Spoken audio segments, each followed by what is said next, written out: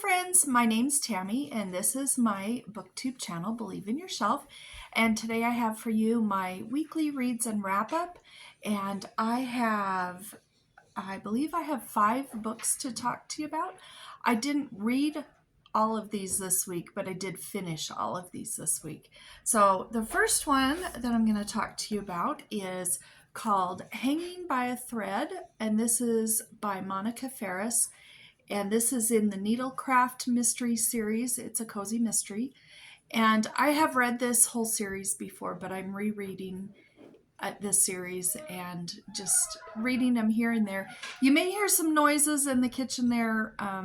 Monty's making some pancakes for the girls, and so you may hear some noises in there. I apologize, but they're trying to be really quiet. Anyway, this was really good. It's, cozy mystery, somebody dies, and of course our main character is trying to solve the mystery. But I really like the Monica Ferris series. It was my first cozy mystery series to read, and it'll probably always be my favorite. And in this one here, Betsy is trying. She's hired somebody named Foster Johns to do some work on her store, and it has been thought that he murdered his girlfriend, and she doesn't believe that he did. And this was a long time ago. He was never convicted or anything, but the town has always thought that he did murder his girlfriend. So she sets out to prove that he didn't and find the real killer, and really enjoyed this. So the guy that she's trying to prove didn't do the murder, his name was Foster Johns. So for my bingo board right here, I have the name John, and so that's where I'm going to put that book on this spot on my bingo board. And let me find that one.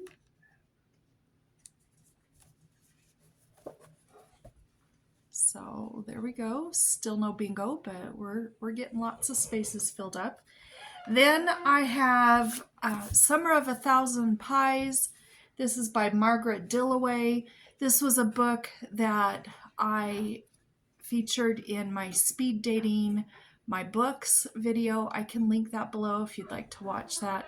That was a lot of fun doing that video, and when I speed dated this book, I realized I did want to read this book. Now, this follows a young girl. She's about, I would say, probably 12-ish, 11, 12, somewhere in there. And her dad ends up in jail for a year. And so she and her mother has passed away. And so she goes to stay with her aunt. And her aunt owns a pie shop that is really struggling to stay afloat. And during this summer, she learns all about cooking pies. She just falls in love with her aunts. And this is a really good book. I think this is a good book for adults to read. I also think it's a good book for middle graders to read, but it does have some heavy topics.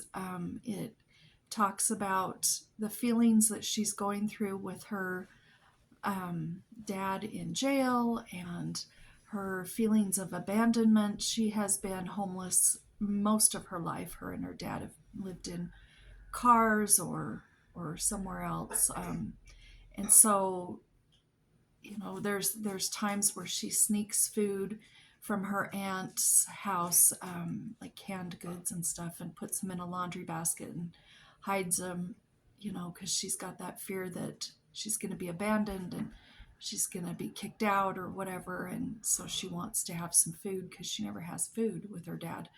And it also deals with a very nice family that lives there on the property, her aunt's property as well, that they are not in the United States legally, and it's their struggles they're going through.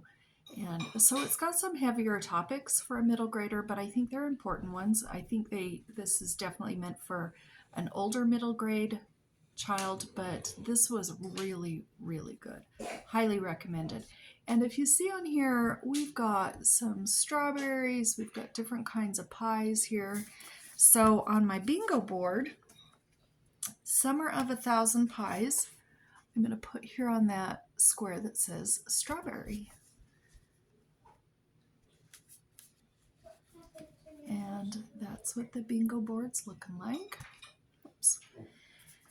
Then I have my second 5-star book. This year I decided I am rating my books. I'm giving them stars. I probably won't tell you what the star ratings are of any of the books unless they're 5-star. My first 5-star was the Susan Branch book that I finished earlier. And this is my second 5-star book, and it is by Kate Douglas Wiggin, and it is Rebecca of Sunnybrook Farm. And isn't that a pretty cover? We found this at a thrift store a couple of months ago. We just stopped by, hadn't been to that thrift store in years and years and years, and we went in, and this was the only thing that we found. But I had never read this book before. I don't know how I have made it this far in life without reading this, but this was really good. Now, this was published before Anne of Green Gables, and I can tell that L.M. Montgomery had read this book and was very inspired before writing her own book. Excuse me. This is about a young girl, probably, 10, 12 years old, and she has to go stay with her two aunts here. And the story starts with her on a wagon ride, carriage ride, sort of, but she's up on the stagecoach ride, I guess you could call it. And she's up there with a stagecoach driver, and he's an older gentleman and reminds me of Matthew from Anne of Green Gables. And she is talkative, just jabbers the whole way, and he falls in love with her by the time they've reached their destination. She gets to the aunt's house. She's not the one that they had wanted. They had wanted her sister. And she's got one aunt that is just really sweet to her, but is kind of baffled by her because she's so just vivacious. And the other aunt is really stern and really strict, and won't let her have the dresses that she wants. She just wants her to have these plain brown ones. And anyway, she goes to school. There's a boy there that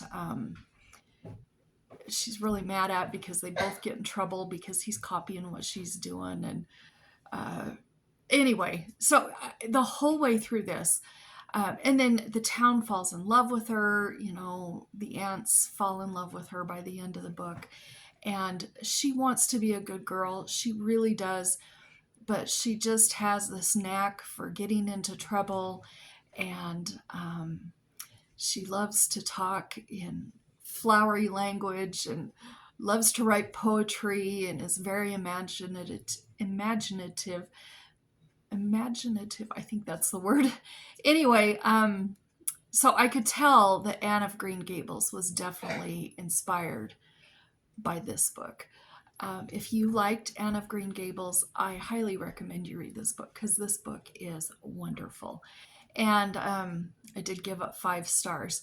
So everywhere that they go in this book, they are going by horse. They don't have cars at that time. So I'm going to put that book right down here on Travel by Horse. That was such a good book. I just really liked that book. That's where we are with the bingo card.